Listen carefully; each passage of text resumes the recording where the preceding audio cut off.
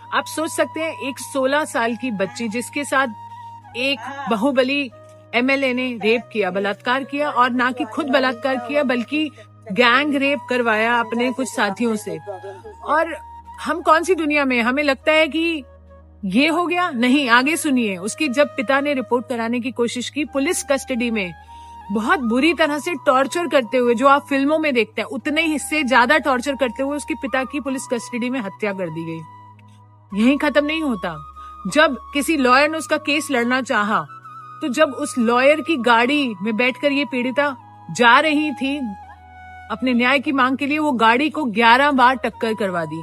11 बार टक्कर खाने से उस गाड़ी में बैठे 4 सदस्य थे, जिसमें से 3 की ऑन स्पॉट डेथ हो गई, लॉयर की, इसकी मासी की, इसकी बुआ की, और ये बच्ची बच गई। आपकी रूह कांप उठेगी। और ये बच्ची कैसे बची है, मैंने इसको अस्पताल में तब देखा है जब ये क्रिटिकल केयर में थी 7 साल पहले, और उठ नहीं पा रही थी, वेंटिलेटर पर थी। 6 महीने जब वो उस वेंटिलेटर आईसीयू में रही, उसके बाद उसने अपनी हिम्मत जुटाई और अपना केस लड़ना चाहा।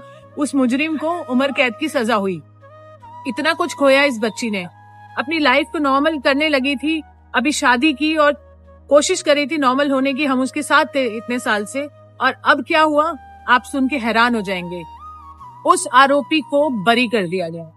आप सुन पा रहे हैं, उसे बरी कर दिया गया।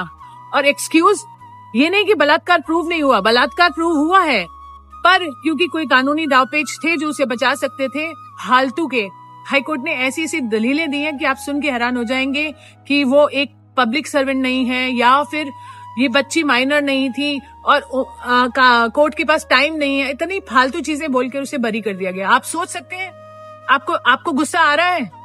अगर नहीं आ रहा तो आना चाहिए, क्योंकि बेटियां हमारे सबके घर में है, और ये हिंदुस्तान की बेटियों की बात कर रहे हैं हम। मैं तो आक्रोशित हूँ, और तब से इस बेटी के साथ हूँ, जब से उसने कोर्ट में मुझे बताया कि दीदी मेरे साथ ऐसा हुआ, और मैं तभी से उसके साथ हूँ। क्या देश उसके साथ है? अगर नहीं है तो आप मर चुके हैं। अगर है तो आप सपोर्ट कीजिए, क्योंकि मुझे मालूम है ठंड का समय है, लोग नहीं आ सकते प्रोटेस्ट के लिए। अगर आप नहीं आना चाहते तो नहीं आइए, कोई बात नहीं। कम से कम वीडियो शेयर कीजिए, लोगों को जगाइए और बताइए कि ऐसी दरिंदगी हमारे देश में हो रही है और अपने बेटियों के साथ भी हो सकती है।